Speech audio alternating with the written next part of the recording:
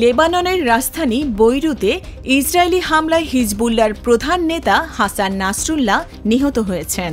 শিয়া নেতা হাসান নাসরুল্লাহ ১৯৯২ সাল থেকে লেবাননের শিয়া সশস্ত্র গোষ্ঠী হিজবুল্লাহকে নেতৃত্ব দিয়ে আসছিলেন। হাসান নাসরুল্লাহ কয়েক বছর ধরে জনসম্মুখে আসছিলেন না।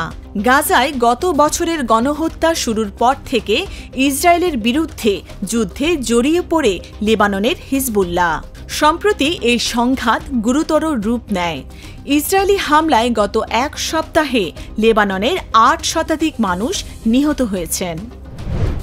গণতান্ত্রিক রূপান্তরে বাংলাদেশের প্রতি সমর্থন ও সহযোগিতা বাড়াতে আন্তর্জাতিক সম্প্রদায়ের প্রতি আহ্বান জানিয়েছেন অন্তর্বর্তী সরকারের প্রধান উপদেষ্টা অধ্যাপক মোহাম্মদ ইউনূস। বাংলাদেশ সময় শুক্রবার রাতে জাতিসংঘের সদর দপ্তরে বিশ্ব নেতাদের সামনে ড ইউনূস বাংলায় ভাষণ দেন। এ সময় তিনি রোহিঙ্গা প্রত্যাবাসন ও পাচার হওয়া অর্থ দেশে ফিরিয়ে আনতে আন্তর্জাতিক সম্প্রদায়ের সহযোগিতা কামনা করেন। ফিলিস্তিনের নৃশংসতা বন্ধে অবিলম্বে যুদ্ধবিরতিও আহ্বান জানান ড ইউনূস।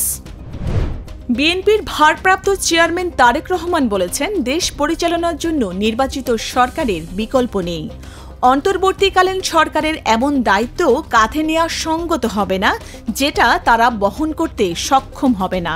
ছাত্র জনতার গণ অভ্যুত্থানে নিহত রাকিব ও শহীদ সাব্বির হত্যার বিচারের দাবিতে শনিবার ঝিনাইদহে বিএনপির গণসমাবেশে এই মন্তব্য করেন তারেক রহমান।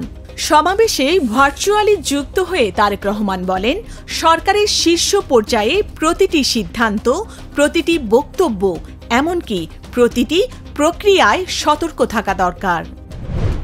বাড়তে শুরু করেছে ডেঙ্গুর প্রকোপ। এর মধ্যে বৃষ্টির কারণে এই ঝুঁকিও আরও বাড়ছে বলে সতর্ক করছেন চিকিৎসকরা। স্বাস্থ্য অধিদপ্তরের তথ্য অনুযায়ী চলতি বছর ডেঙ্গুতে আক্রান্ত হয়ে ২৮,৫৬৫ জন হাসপাতালে ভর্তি হয়েছেন। এই সময়ে মৃত্যু হয়েছে ১৫০ জনের।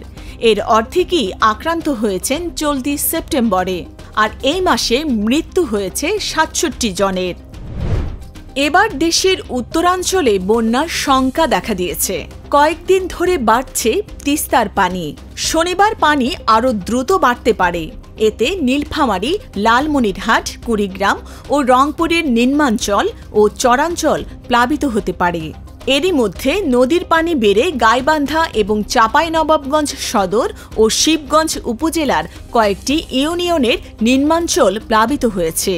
আবহাওয়া অধিদপ্তর বলছে, আগামী ২-৩ দিন উপকূলীয় এলাকাসহ পূর্ব ও মধ্যাঞ্চলে ভারী বৃষ্টি হতে পারে।